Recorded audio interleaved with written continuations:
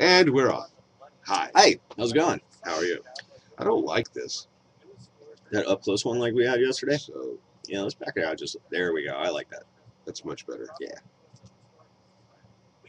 Okay, I have to do man. this. That's because I'm always going low rider in my chair. Low rider. We don't know the words ever. Football. We didn't talk about football very much today. No, We just talked about the game last night and the highest scored college game ever and the biggest one-sided win ever. We have NFL this weekend, which doesn't matter to you. Probably doesn't matter to the Cowboys. No, it does matter to me, actually. It really does. Because it's the Raiders. It's the Raiders this weekend. So, if there's any redeeming quality to our Chargers team this season, they have got to beat the Raiders tomorrow. Otherwise, Norv's got to get the boot either way. I don't care if they win 56-0. Norv's got to go.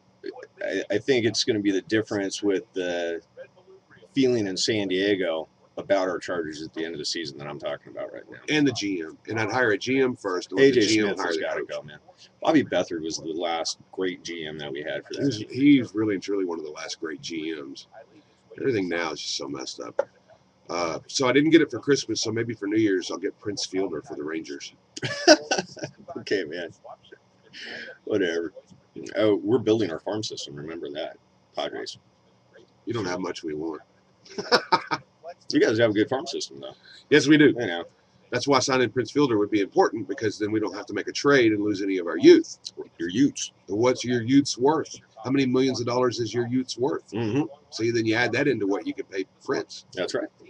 It's just a juicy rationalization is all that is. Well, I like it. You've got the man in the front office, though, dude. Yeah. Oh, come to find out, I put that on my Facebook page the other day. I can't figure out if it's creepy or not, but the actual figure that we bid for Yu Darvish contained Nolan Ryan's jersey number and Yu Darvish's jersey number. Really? Mm-hmm. I don't know about that. Well, no one's better positioned to say than anybody else whether that should be the case. So. Creepy. I think it's creepy. By the way, I tweeted this morning, if you're offered a full ride at Penn State, I'd be sure to read the fine print.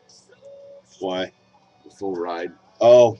Penn State. God, dude, that was one of the stories that we didn't talk about on the show. That was one of a very depressing story. So, you know what? And I was listening to Fox Sports Radio the other day, and they were naming their top stories of the year, and everybody said that one except one guy who said it was the NFL lockout, which really ended up not even being. He was saying, think of all the jobs that were in peril, whatever. Well, the NBA lockout was worse because those people actually did lose money because it actually did happen. We got a shortened season now.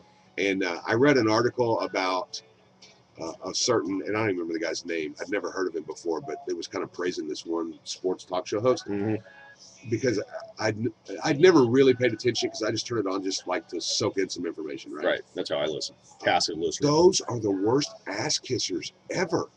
They get a major sports star on. Oh, they kiss their butts for days. Oh my God! It's just they won't ask them a hard question, and they're like, "Oh, you're so great. We really appreciate you." I mean, hell, we don't even do that. Well, I mean, a little bit. Yeah, like, but we make fun of people all the time. Yeah, we're gonna have even bigger guests next year. It's one of our New Year's resolutions. Yeah, we had Robin Meade towards the end of the year this year. That was awesome. That was really cool. She hopped on the air with us after she jumped off. Soraya a few times this year. Going to try to get her back on next year. Well, we're going to really, with the expansion of the station, our interviews are going to go up with the expansion of the station. So the caliber of interviews we're going to have this next year is definitely going to be heightened. It's a twofold thing we do because, the local is the most important thing. That's what we stay on, yeah. You need to appear to be connected. I think we're pretty connected, but, it's not that hard to get some of these bigger name guests. It just takes some time. And a lot of them are very accessible. He's going to do it. Yes, I am. I'm in full force this year, so. Why don't you make a little list of who you'd like to get on, and I'll make a little list, and I'll start scouring it. And I'll even do some research to find out contact information. I know who my number one is. I know. I bet it's your number one. It isn't. It's all right. It's our number one. We'll keep that one hush hush. If we got that one, that would be huge. That would be the hugest interview I've ever gotten in my life, dude. Huger than George Strait or Garth Brooks. Huge. Combined. Yeah. Combined, exactly. Huge. Yeah. So anyhow, we're going to be working hard on that as well as all the other stuff. I tell you one thing, there is a guest related to that I think I can get on. Oh, really? Same position, different year. That's right, because you used to talk to him when you were doing radio in Dallas. Texas, yeah. Well, that would be very cool, man. Yeah. He's not doing much media stuff these days at all. So if you could get him, that would be a real story. He's fun to talk to. You'll enjoy it. I'll promise that we won't talk. I'm talking about W. Yeah. Because I used to have him on my show all the time. It was when George W. was owner of the Rangers. And he wasn't even governor yet. He hadn't even thought about running for governor yet. But I'll promise him that we won't even talk about presidential stuff other than to say what's it like to fly on Air Force One or something like that.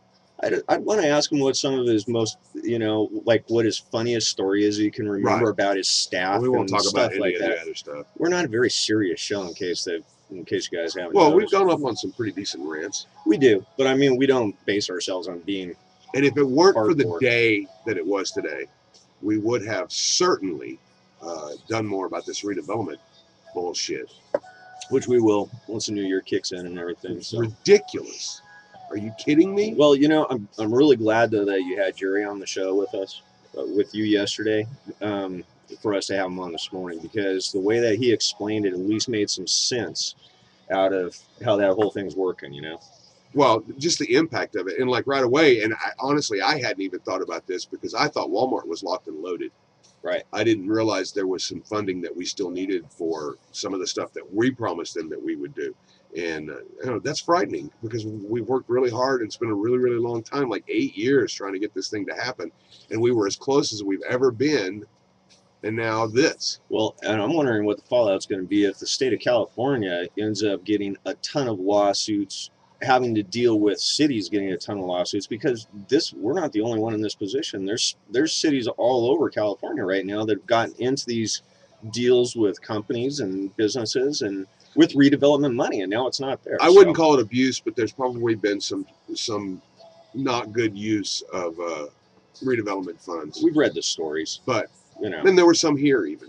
But if you look at most of it, it all goes to the good. It creates jobs. It creates opportunities. And it's too important. And it's stuff the state would never spend the money on. Ever. Right. And so us and many other cities are going to be caught in limbo right now. And there's going to be a lot of companies out there that are probably going to bring lawsuits because of it. I just thought of something. There are two ways to fix the deficit. Mm-hmm. You can shrink your spending, or you can shrink your population. Oh. Well, there you go, California. I see what the deal is. So we're shrinking our population. We're shrinking our population in California. People are running out in droves. There you go. Eventually, problem solved. We'll balance the budget. That's it, man. There'll be 27 people. Will go back up and everything. There'll be 27 people in California, but we'll have a balanced budget. That's right. We'll have 26 more people in Arkansas. Great. And we'll still be here making radio. It doesn't matter the audience size, man. We'll talk to you in the morning. Exactly. Thanks for listening, listener. That's right. You're special. All right. Well, and then next week we'll be back on the whole Voice of the Eastern Sierra thing too. Yes, we will. So it's going to be back on it. We're going to take some action next week. We got our work going up at the school next week, which you were cool enough to put the posting up of. A picture of us in front of the school. Yeah. Yeah. And somebody pointed out that we were standing on the wrong side of each other because we were opposite from where we are on the video. Actually, if you're watching the video, we are opposite. This is a mirror view that you guys see of us right now. No, non-mirror view. They don't see it. They see it right. Oh, they do? Yeah. Okay, yeah. This is not right. Don't even get into that. It's like a time warp or something. It's weird. All right. I'll take your word for it. Anyhow. Okay, so everybody have a great weekend. And again, be safe. If you're going out to party, don't drink and drive. Get a driver ahead of time, call a taxi, talk to the bartender wherever you are, or the house guest, or the host of the party. They will be more than happy to get you hooked up. The taxi number is on the newscast today, and it runs again around 12:30, and then 3:30, 4:30, 5:30, and 6:30. So write it down, put it in your wallet. As long as you don't lose your wallet, you'll be good to go. Lose your car keys instead of your wallet, okay? Exactly. All right, that's it. Have a great weekend. Have a safe weekend. And coming up back on the YouTube and radio and on that there TV YouTube and all that stuff coming up and all that good Tuesday. Stuff. Yeah. And I'm going to watch some good football this weekend. That's right, man. Me too. All right. Oh, dude. Rose Bowl.